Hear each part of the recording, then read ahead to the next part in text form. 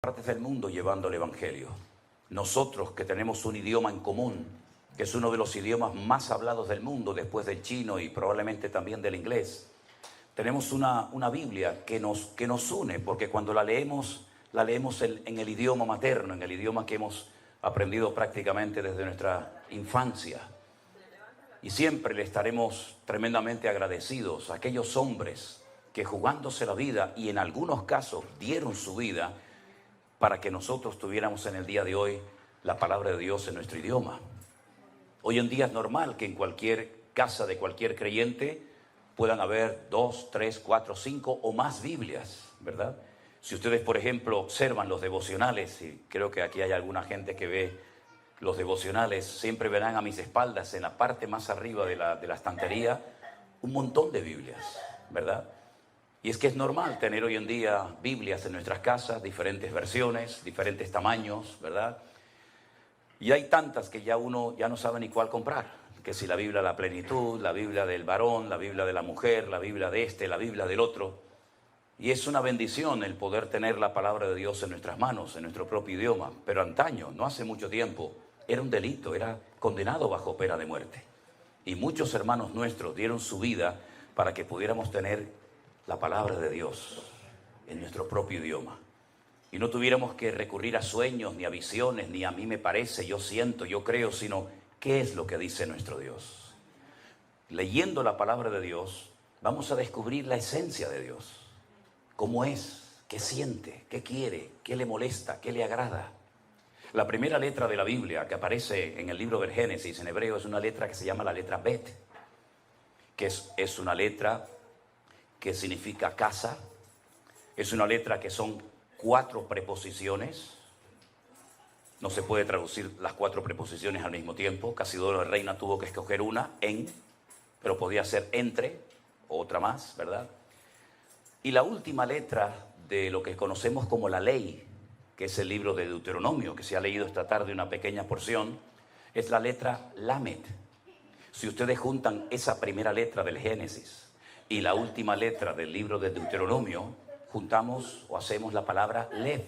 ¿Y saben lo que significa Lev? Corazón. Cuando usted lee la palabra de Dios, usted se mete y descubre el corazón de su Dios. No hay nada peor que conocer poco de nuestro Dios y de su palabra. Por eso el énfasis prioritario que le damos a la gente que se ha convertido en este tiempo es que desarrollen su comunión diaria y personal con el Señor. A través de su palabra usted puede conocer las intenciones del corazón de Dios. Y hay muchos ejemplos, no voy a hablar de esto en esta tarde, esto es simplemente una pequeña introducción. Cuando tengan que irse me avisan, porque yo cuando empiezo tengo un problema y es que no sé cuándo terminar. Pero como tengo 8 horas de diferencia, me imagino que estoy en España y juego con un margen de 8 horas, ¿no? Así que discúlpenme si me extiendo demasiado.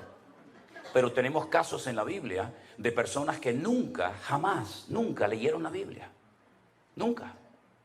No fueron nunca a un culto, no tuvieron un pastor, no iban a la escuela dominical de niños, nunca fueron a ningún campamento cristiano.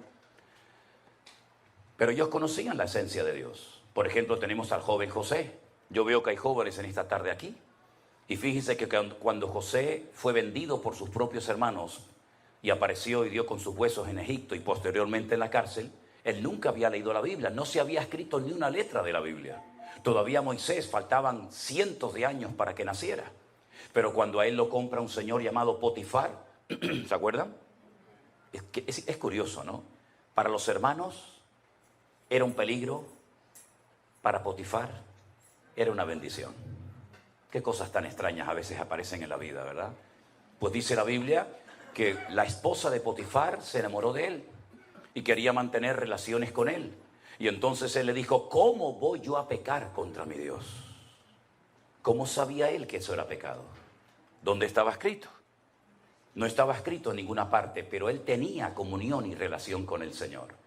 Y cuando tú tienes comunión y relación con el Señor, tú conoces el corazón de tu Dios, ¿sí o no? Él no necesitaba leer la Biblia. Cuando el Señor le dijo a Abraham, sal de tu tierra y de tu parentela, él no dijo, ¿me habré inventado esta voz? ¿Será producto de mi imaginación? No le voy a hacer caso a esta voz. Él sabía que era Dios el que lo estaba llamando. Y lo dejó todo, dice la Biblia, sin saber a dónde iba. Tiempo más tarde, cuando tiene un hijo, la Biblia dice que el Señor le pide en sacrificio a su hijo. Y él podía haber dicho, Señor, ¿me lo prometiste? ¿Me lo diste? Y ahora me lo pides en sacrificio. No puede ser la voz de Dios. Dios nunca le ha pedido a nadie el sacrificio de un hijo. Pero él no cuestionó a Dios. Él caminó 3 días sin parar desde Beersheba, al sur de Israel, hasta Jerusalén, el monte Moriah, para sacrificar a su hijo. Porque él sabía que el Dios que lo había llamado de Ur de los Caldeos para ir a la tierra prometida era el mismo Dios que ahora le estaba pidiendo a su hijo que lo sacrificara sobre un altar en el monte Moriah. ¿Cómo lo sabía? Por la comunión, por la relación que tenía con el Señor. Por eso, hermanos queridos, si algo tenemos que mantener y desarrollar hoy en día más que nunca, es nuestra comunión y nuestra relación con el Señor, porque es lo único que nos va a mantener firmes en estos tiempos difíciles y peligrosos en los cuales nos ha tocado vivir. Amén, hermanos. Amén. Pablo le decía a Timoteo, ocúpate en la lectura. Ocúpate en la lectura. Y fíjate que estando en la cárcel, él le decía, tráeme los libros, tráeme los pergaminos, sabiendo que está a punto de morir y de entregar su vida por Cristo. Él todavía tenía anhelos de prepararse, de instruirse, de tener material para poder seguir preparándose como siervo del Señor.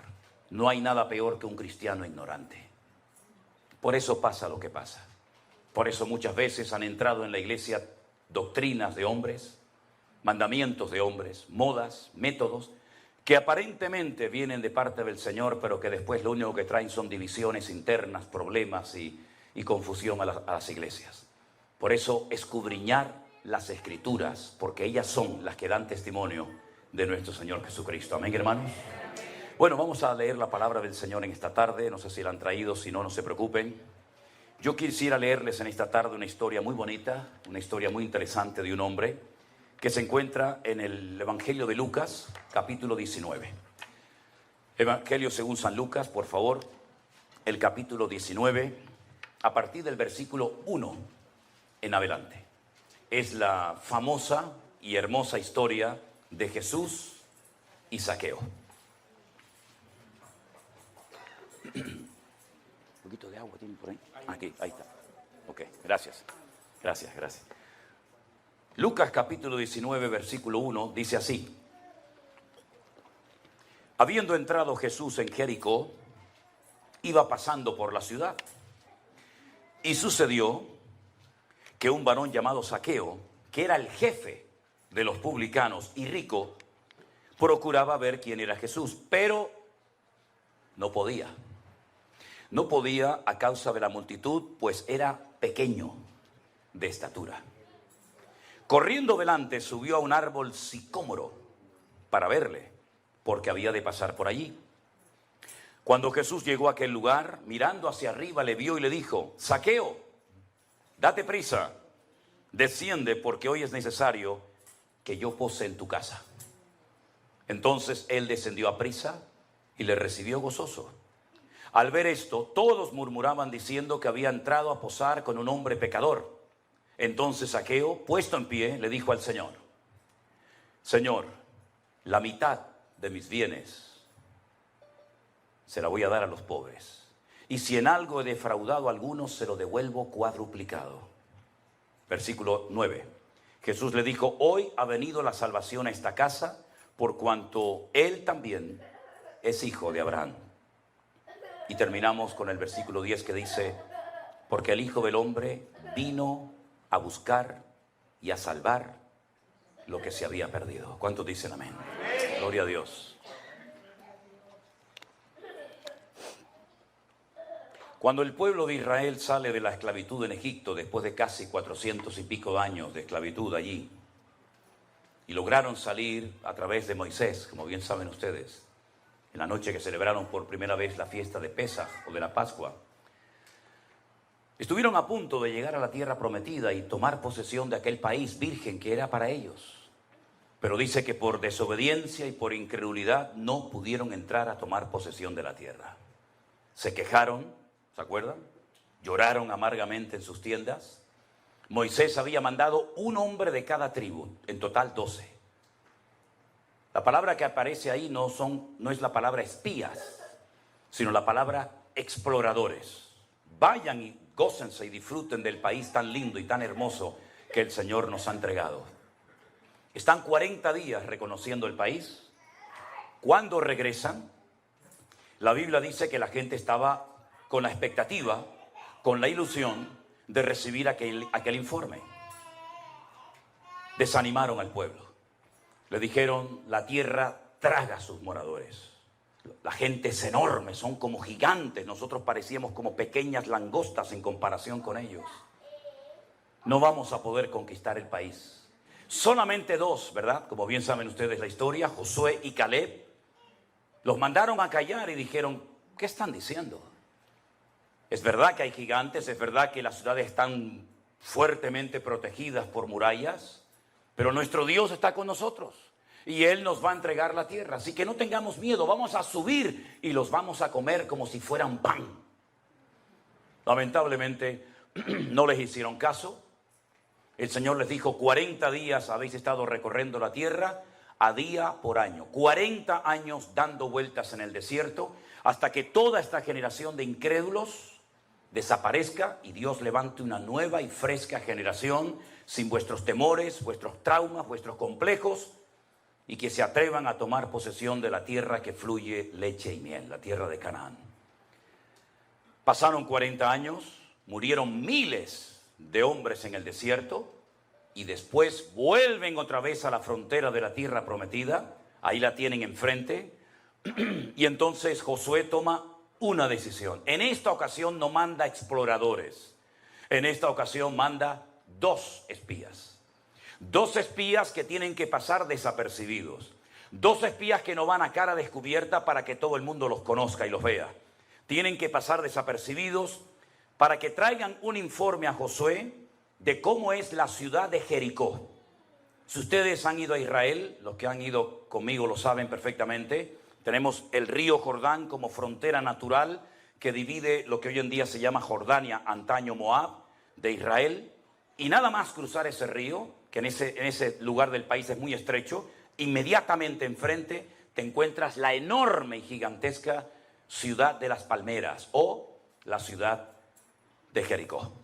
En aquellos tiempos, hoy en día no, en aquellos tiempos la ciudad tenía una doble muralla, eran como especie de círculos concéntricos, ¿verdad? Una muralla enorme por fuera y más adentro otro círculo. Cuando los 2 espías llegan a la casa de una tal Rahab, ¿se acuerdan? Rahab la ramera, les da hospedaje y ella les dice, hemos oído lo que vuestro Dios ha hecho por vosotros. Sabemos perfectamente que la ciudad va a caer en vuestras manos. Hemos oído cómo habéis vencido a los reyes que se levantaron contra vosotros en el desierto.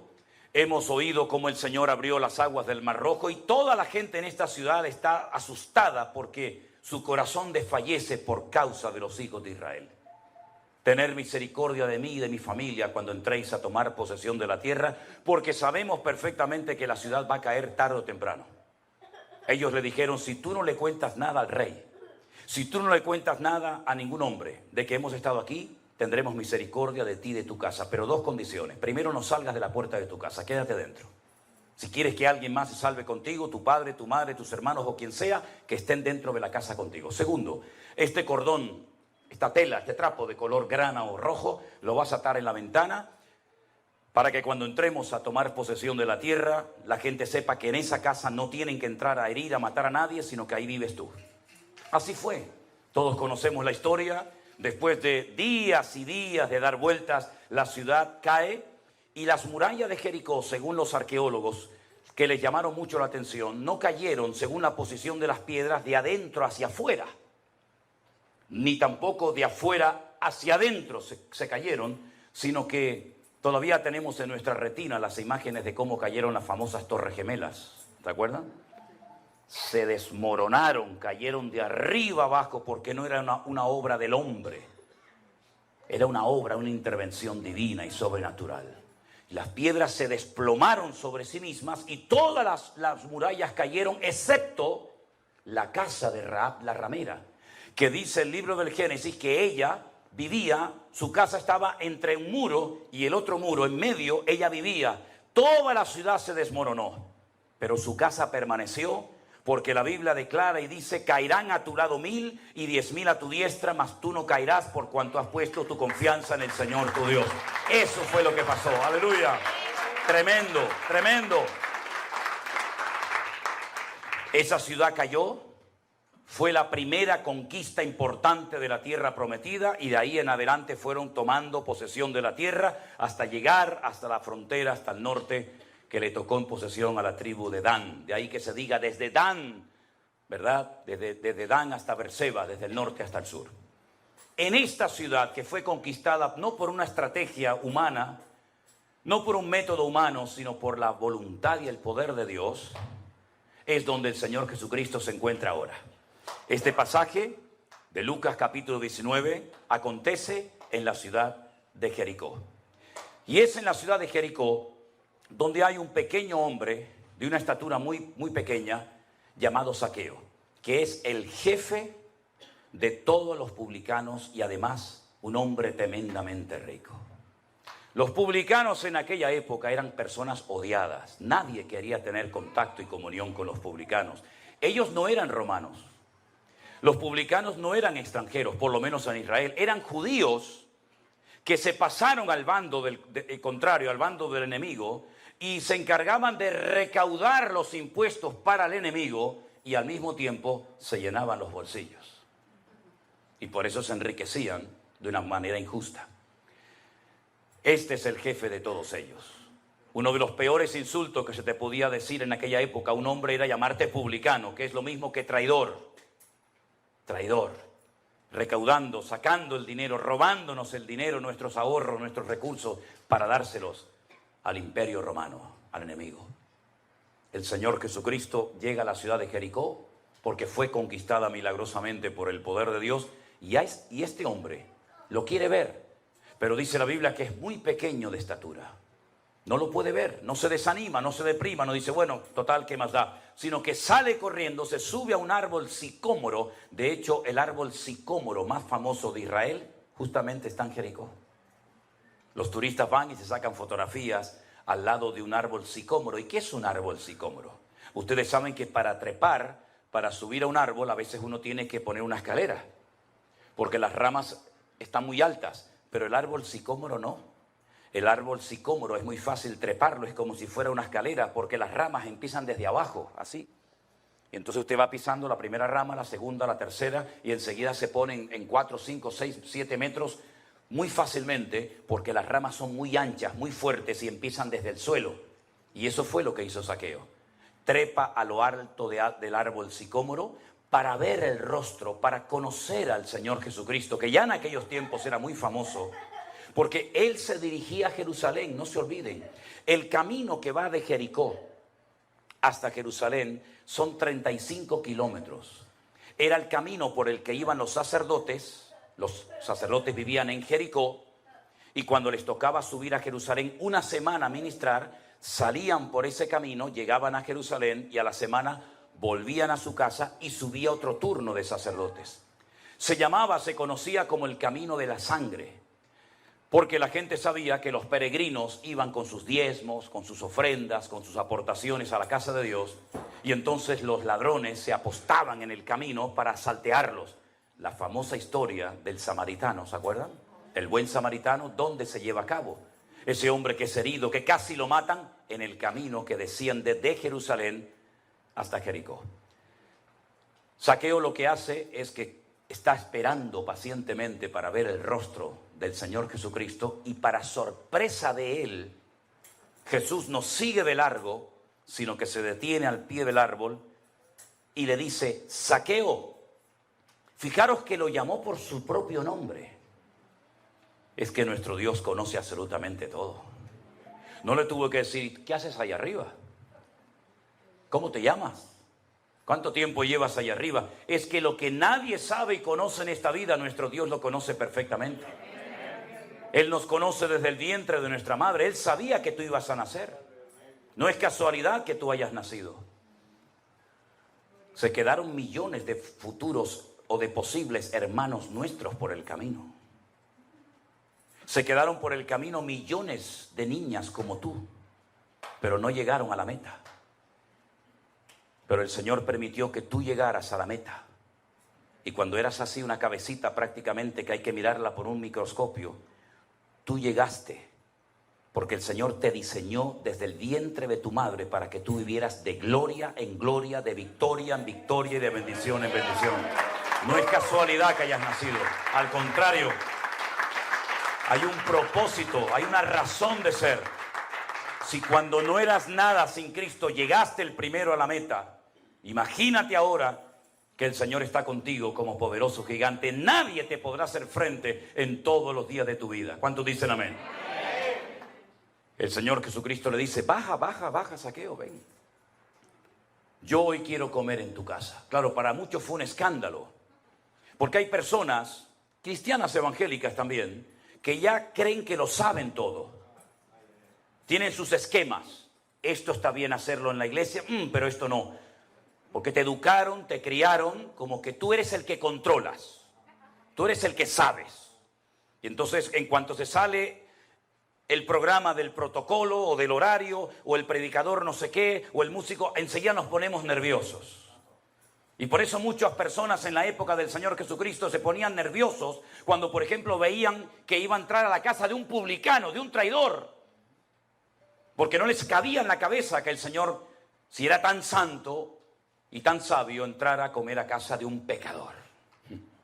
Pero ¿para qué vino el Señor Jesucristo a este mundo, mi hermano? ¿Para darle una palmadita en la espalda a los religiosos y que sigan con su fariseísmo y con su hipocresía? ¿O Él vino a buscar y a salvar lo que se había perdido? Porque es muy fácil ser cristiano aquí adentro. Pero es que yo he visto un montón de gente durmiendo ahí en la vereda de esta calle que de alguna manera habrá que ir a alcanzarlos para Cristo, o por lo menos evangelizarlos en algún momento. Pero no le lleve una Biblia a un muchacho que está enganchado a la droga, a la heroína, a la cocaína, al crack, que está pasando frío, hambre. No le lleve una Biblia porque no le va a servir de nada. Llévele un pan, llévele un café con leche y después le regala la Biblia. Primero vaya a lo natural y luego vaya a lo espiritual. Pero si va a lo espiritual, una persona que está enganchado al mundo, que el diablo lo tiene en sus manos, la Biblia en ese momento ni siquiera la va a apreciar. Lo que va a utilizarla es arrancando la Biblia para hacerse canutos de marihuana y fumárselos, como muchas veces ha sucedido. Entonces Jesús